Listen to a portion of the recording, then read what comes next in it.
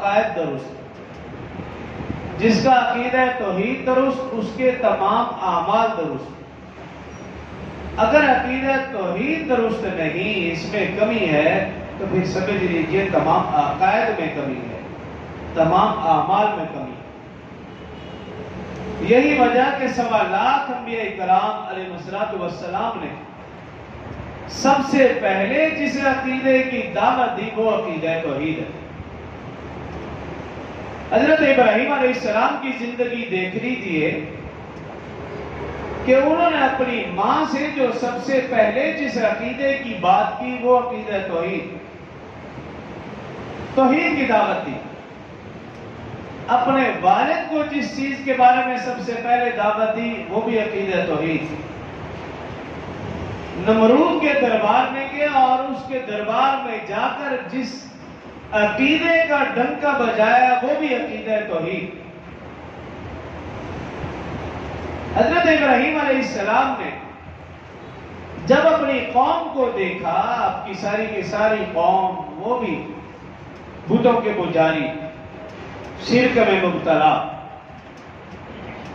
تب ایک پیغمبر جب دیکھے غلط کام وہ کیسے خاموش رہ سکتا ہے؟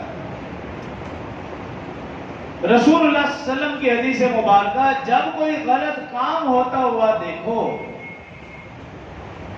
اگر تم طاقت کے بل بوتے پر اس کام کو روک سکتے ہو۔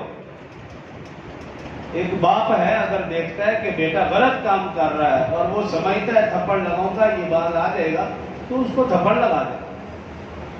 استاد اگر مناسب سمجھے شاگرد کو تھپڑ لگا کے سمجھا دے۔ حکمران جانتے ہیں کہ ہم طاقت کے اوپر لوگوں کو غلط کاموں سے روک سکتے ہیں تو وہ ایسا کرنا چاہیں تو کر سکتے ہیں۔ اور اگر کوئی یہ سمجھے کہ میں طاقت کی وجہ سے اس کو نہیں روک سکتا، جھگڑے کا اندیشہ ہے، تو ایمان کا دوسرا درجہ اس کو زبان سے دے کہ بھئی تم غلط کام کر رہے ہو۔ اولاد ہے یا شاگرد ہے یا کوئی اپنے سے بڑا ہے یا چھوٹا ہے، اگر طاقت سے نہیں روک سکتے زبان سے، یہ ایمان کا دوسرا درجہ۔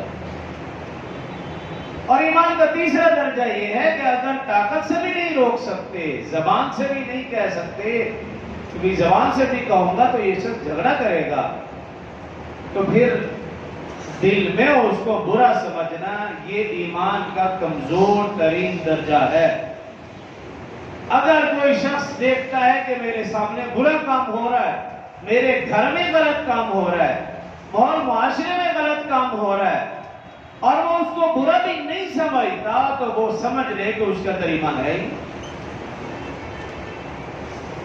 ایمان کا کمزور ترین درجہ یہ ہے کہ غلط کام انسان دیکھے تو اس کو غلط تو سمجھے، اگر غلط بھی نہیں سمجھ رہا تو پھر وہ یہ ضرور سمجھ لے کہ میرے اندر ایمان نہیں ہے۔